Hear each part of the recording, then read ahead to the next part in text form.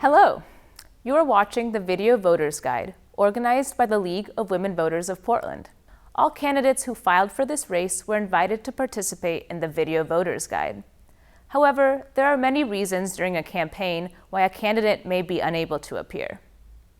For comprehensive coverage by the League, including information on candidates who might not have been available for a video interview, visit vote411.org. Information is available in both English and Spanish. Candidates may choose to include additional information on Vote 411, such as their own YouTube videos.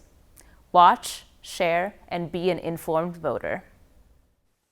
Hello, this is Haley McLaughlin from the League of Women Voters of Portland, and with me today is Allison Williams, running for the Riverdale School District 51J, Position 5, in the May 18th special election. Welcome, Allison. Hello, thank you for having me. Absolutely. So, to get us started, what does being a supporter of public education mean to you? I am a huge supporter of public education. Within the Riverdale School District, I have an extensive history of volunteering my time. I have served on the Riverdale School Board Foundation as a director and also as the acting co-chair of the annual campaign. I've also participated in the PTC. I've served as the co-chair of communications, president-elect, president, auction co-chair. Within the Riverdale School District, I have participated in strategic planning committees and hiring committees. And I've also spent a lot of time working in the classrooms, serving lunch. I believe that a public school education should be multifaceted. So in addition to rigorous core curriculum classes, I believe that we have to provide arts, languages, emotional education, diversity education, sports, volunteer opportunities, and interesting and challenging electives. And I think that being a supporter of education to me means that I believe that Riverdale School District can be the best public school district in the country, and if not the best, two schools in the entire country. And I'm committed to working to achieve that.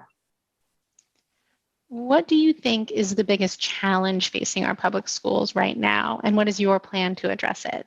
Well, the biggest challenge facing our public schools right now is that they are not fully open. Riverdale Grade School is largely open. We are not quite to full-time in-person educational hours, but our high school has not received the same amount of planning and attention as our grade school has. Right now, our high school students are not in school in person in an amount that is comparable to other high schools in the area. I believe that we have to work very hard to get our high school open in a meaningful way this school year. And I am committed to working throughout the summer to ensure that we are doing the absolute best that we can by all of our students, kindergarten through 12th grade, in the fall. But I do continue to use my voice and my platform to advocate that we open our schools immediately. How are our schools planning to ensure that students graduate with the knowledge and skills they need to be college and career ready? So I believe that, first of all, obviously the most important critical step is that we are opening our schools so that we can educate our students. I think that Riverdale Grade School has to focus on utilizing our spaces and technology and doing whatever it takes to ensure that we are able to bring students who are able to attend into the classrooms and teach them. Additionally, just within our district, I think that we need to maximize our educational potential. I would love to see increased languages, increased electives. We've suffered a number of cuts, and I would like to bring back academic specialists, offer increased ways for students to take very challenging courses, such as AP courses. And I believe that we should also bring back within our school district some of the things that made us unique and that gave kids really incredible opportunities, such as field studies, but that also provided things for them to distinguish themselves in their college applications. And I think this is even more critical at this time when we are seeing a reduction in standardized testing. We need to provide our students things that they can take advantage of that will really set them apart from students at other schools, in addition to an excellent core education. What district actions do you believe would be most effective at reducing the learning gaps of minority students? Are there partnerships you could use to help reduce those learning gaps? So within our district, we are sort of just beginning our equity work. We have an equity team, and after a number of incidents came to light, unfortunate incidents came to light in our district over the last year, our equity team has really been ramped up, and we've hired new people, and I do believe that they are working on these issues.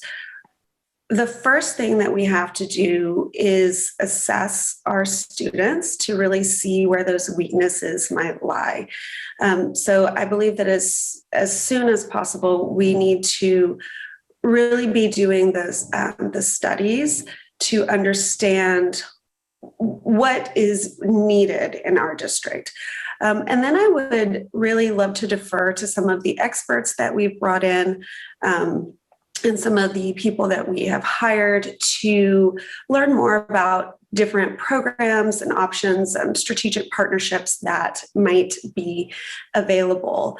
I believe that we can further increase the equity concerns and achievement gaps within our district by welcoming all parents to participate in this work. As it is now, positions within equity team are not publicly posted, and those parents tend to be hand selected.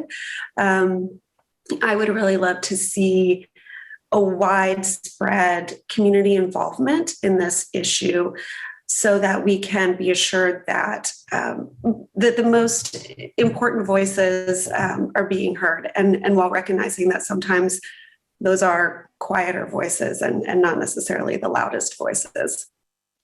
And briefly, how will you help students heal from the trauma of COVID-19, the losses, quarantines, economic instability, online learning, et cetera?